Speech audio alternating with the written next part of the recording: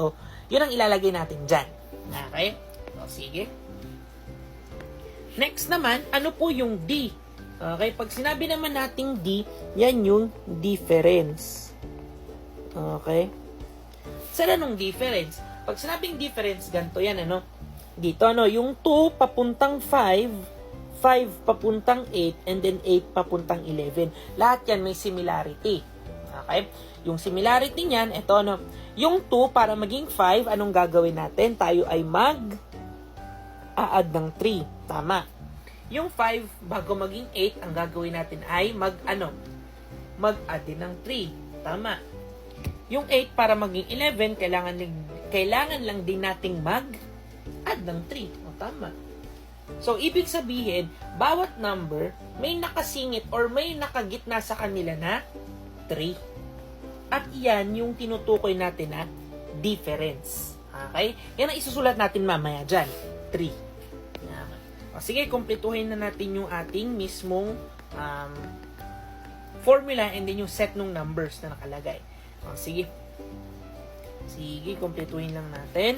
So, ang ating first, isulat na lang natin dito sa gilid, ha? O, yan. Sulat natin dito sa gilid.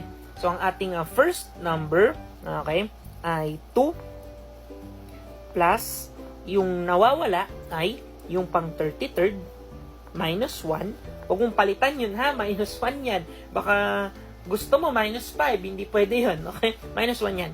And then yung difference kanina ay 3. Okay? Kasi lahat yan puro plus 3. Okay. So, sige. Sagutan mo na natin yung nasa loob ng parenthesis. What is 33 minus 1? 32. Tama. Okay. Next naman ay multiplication. What is 32 times 3? O, dito na natin ilagay, no? So, medyo malayo. 32 times 3. O, 3 times 2 ay 6, and then 3 times 3 ay 9. So, 96. And then, ang final na gagawin, what is 2 plus 96? Okay, and that gives us the final answer, of which is 98. Okay? So, ibig sabihin pala, ang 2, 5, 8, 11, pag pinaabot mo siya hanggang 33 na numbers, okay, ang dulo nun ay 98. And that is letter, tama, no? Letter C. No? 98. Okay. So, yan lagi ang formula basta't arithmetic sequence. Okay, huwag nyo kakalimutan na. First need formula.